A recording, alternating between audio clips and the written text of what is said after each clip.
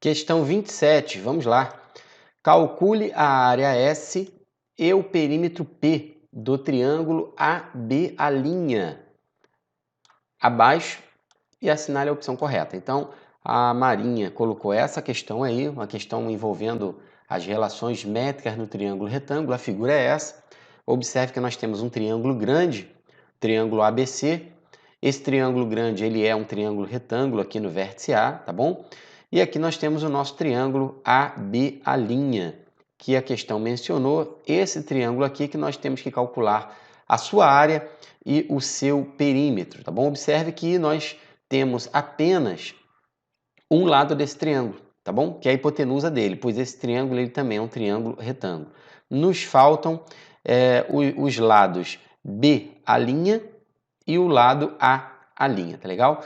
Bom, esse lado A' aqui, eu vou chamar esse lado de H, até porque esse H é a altura do triângulo ABC. E esse B' aqui, como é uma projeção, tá? Uma projeção desse cateto que mede 8 aqui, eu vou chamar essa projeção de projeção P. Existem duas relações métricas no triângulo retângulo que nós vamos utilizar para resolver essa questão.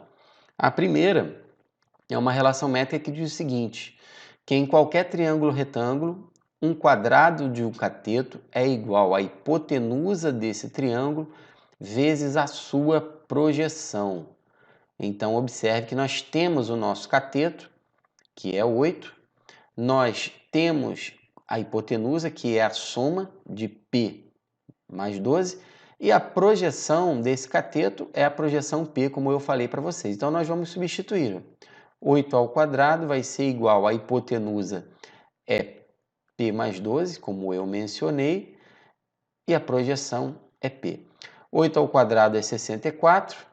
Aqui, aplicando a propriedade distributiva, nós vamos chegar à conclusão que vamos chegar a P ao quadrado mais 12P.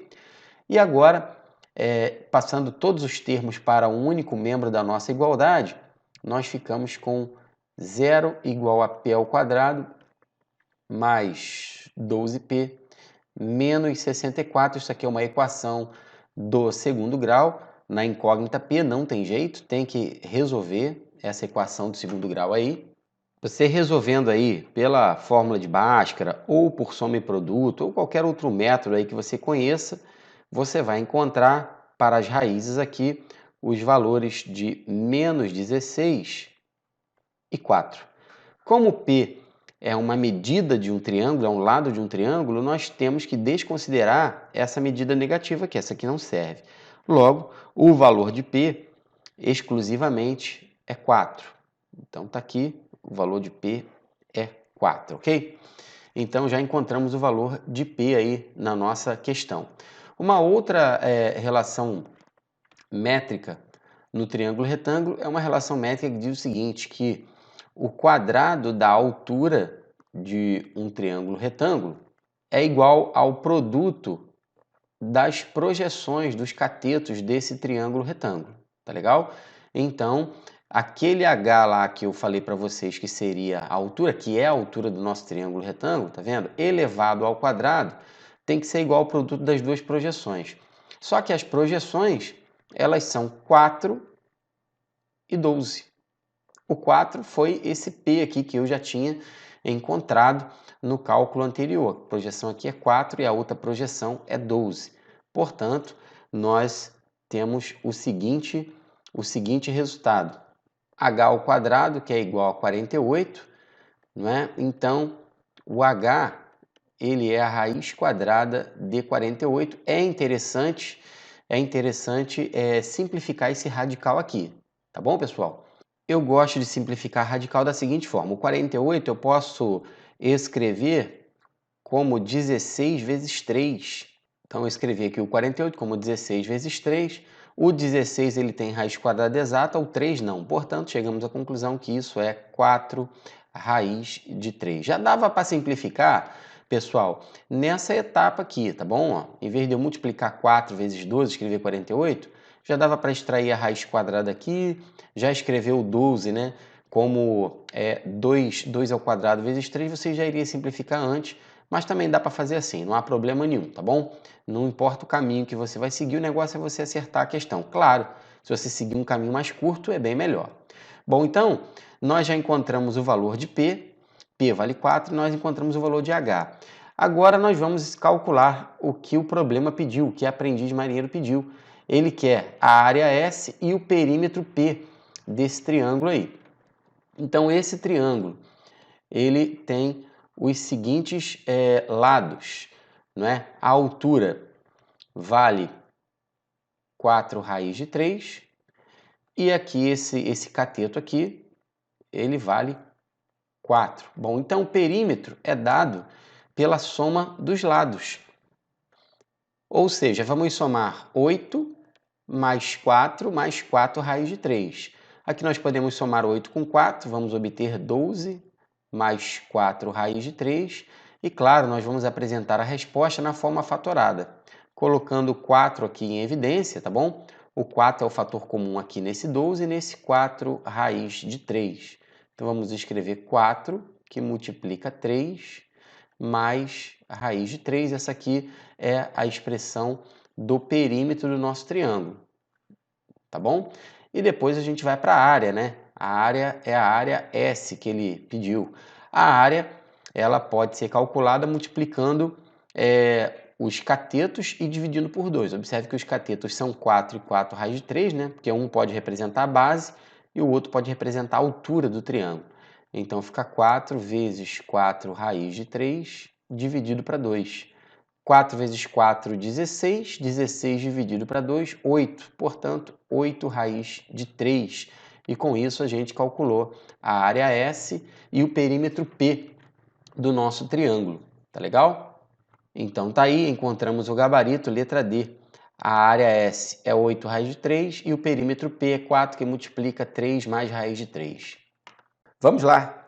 Questão de número 28, outra questãozinha polêmica aí da prova da aprendiz.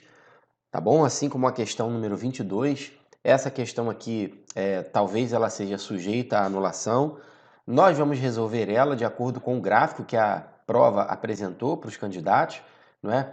Mas tem um trecho aqui no texto da questão que, sei lá, tá meio estranho, pode ser que a questão seja sujeita à anulação.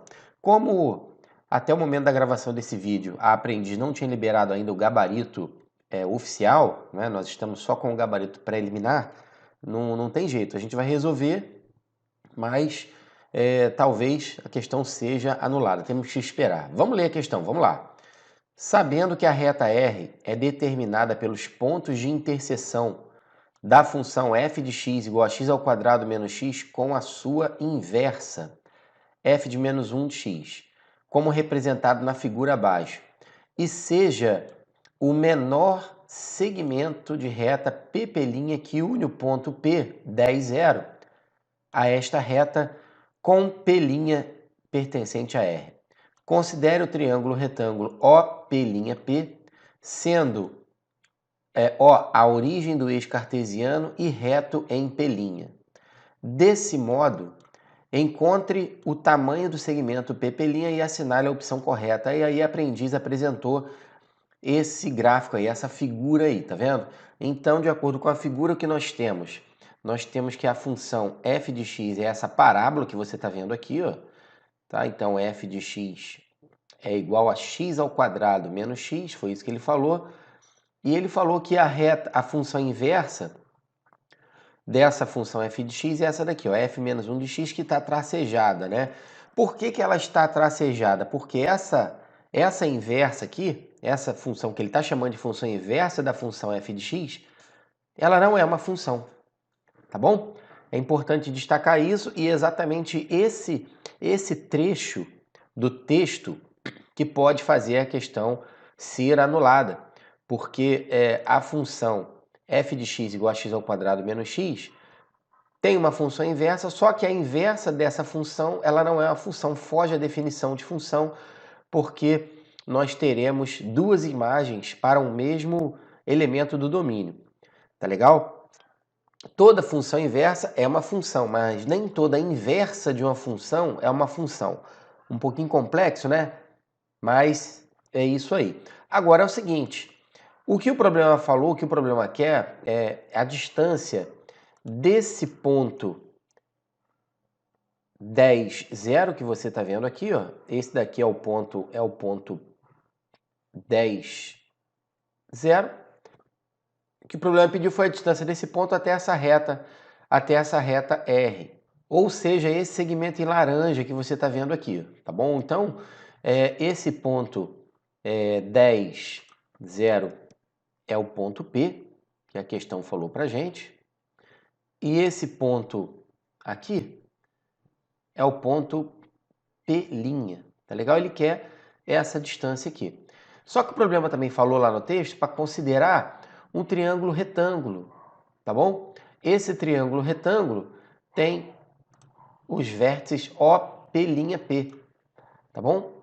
E esse triângulo retângulo é esse que você está vendo aí, ó, com os lados em laranja, tá bom? Aqui é o ponto O, que é a origem do plano cartesiano, tá bom?